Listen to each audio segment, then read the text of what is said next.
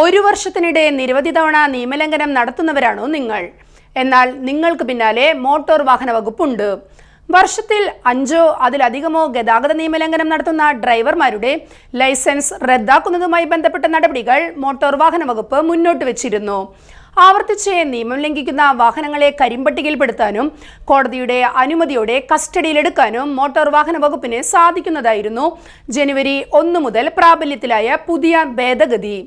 എന്നാൽ വിഷയത്തിൽ കടുത്ത എതിർപ്പുയർന്ന സാഹചര്യത്തിൽ കേന്ദ്ര മോട്ടോർ വാഹന നിയമത്തിൽ പരിഷ്കരണം വരുത്തിയാണ് നിയമം നടപ്പിലാക്കാൻ ഒരുങ്ങുന്നത്. 10 അതിലധികമോ നിയമലംഘനം നടത്തിയ ആളുടെ ലൈസൻസ് റദ്ദാക്കുമെന്ന രീതിയിലേക്ക് പരിഷ്കരണം വരുത്തും. ഇത് സംബന്ധിച്ച റിപ്പോർട്ട് മോട്ടോർ വാഹന വകുപ്പ് സർക്കാരിന് ഉടൻ സമർപ്പിക്കുമെന്നാണ് വിവരം. ചരക്ക് ലോറികൾ, ബസ്സുകൾ എന്നിവയിലാണ് കൂടുതൽ നിയമലംഘനങ്ങൾ നടക്കുന്നത്. അവയെ നിയന്ത്രിക്കാൻ കർശനമായ നിയമങ്ങൾ നടപ്പാക്കണമെന്നും മോട്ടോർ വാഹന വകുപ്പിന്റെ റിപ്പോർട്ടിലുണ്ടെന്നാണ് സൂചന.